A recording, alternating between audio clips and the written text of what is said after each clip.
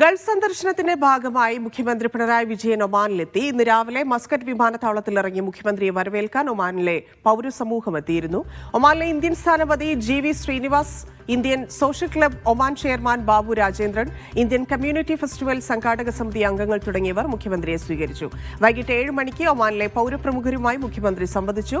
പ്രവാസികളുടെ വിവിധ വിഷയങ്ങൾ മുഖ്യമന്ത്രി ശ്രദ്ധയിൽപ്പെടുത്തി. നാളെ വൈകിട്ട് 7 മണിക്ക് മസ്കറ്റിലെ അമീറാത്ത് പാർക്കിൽ നടക്കുന്ന ഇന്ത്യൻ കമ്മ്യൂണിറ്റി ഫെസ്റ്റിവൽ മുഖ്യമന്ത്രി ഉദ്ഘാടനം ചെയ്യും.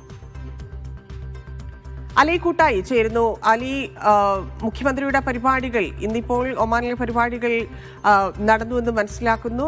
ഗൾഫ് സന്ദർശനത്തിൽ നാളെ എന്തൊക്കെ പരിപാടികളാണുള്ളത്?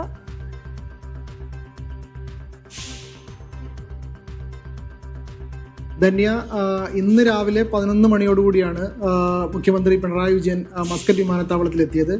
GV ശ്രീനിവാസ്, ഇന്ത്യൻ സ്ഥാനപതി GV ശ്രീനിവാസ് അടക്കമുള്ള ഒമാനിലെ പൗരപ്രമുഖർ മുഖ്യമന്ത്രിയെ സ്വീകരിക്കുകയും ചെയ്തു. ഇന്ന് വൈകുന്നേരം 7 മണിക്ക് മസ്കറ്റിൽ തന്നെയുള്ള ഒരു ഹോട്ടലിൽ വെച്ച് പൗരപ്രമുഖരുമായി മുഖ്യമന്ത്രി സംവദിച്ചു. വിവിധ വിഷയങ്ങൾ, ഒമാനിലെ പ്രവാസികളുടെ വിഷയമടക്കമുള്ള നിരവധി വിഷയങ്ങൾ മുഖ്യമന്ത്രിയുടെ ശ്രദ്ധയിൽപ്പെടുത്തി. അതിൽ തന്നെ നോർക്ക റൂട്ട്സുമായി ബന്ധപ്പെട്ട വിഷയങ്ങൾ, ഇൻഷുറൻസുമായി ബന്ധപ്പെട്ട വിഷയങ്ങൾ, വിമാനവുമായി ബന്ധപ്പെട്ട വിഷയങ്ങൾ, ടിക്കറ്റുമായി ബന്ധപ്പെട്ട വിഷയങ്ങൾ, മലയാളികളായ പ്രവാസികൾ അനുഭവിക്കുന്ന വിവിധ വിഷയങ്ങൾ ഒമാനിലെ പ്രവാസികളടക്കമുള്ള പൗരപ്രമുഖർ മുഖ്യമന്ത്രിയോട് സംസാരിച്ചു. എല്ലാ ചോദ്യങ്ങൾക്കും മുഖ്യമന്ത്രി കൃത്യമായി മറുപടി നൽകുകയും ചെയ്തു. ചില കാര്യങ്ങളിൽ വേണ്ട നടപടികൾ എത്രയും പെട്ടെന്ന് തന്നെ എടുക്കാമെന്ന രീതിയിലുള്ള ഉറപ്പും കൂടി മുഖ്യമന്ത്രി ഇന്ന് നടന്ന പൗരപ്രമുഖരുമായുള്ള സംവാദത്തിൽ മുഖ്യമന്ത്രി അവർക്ക് ഉറപ്പു നൽകി.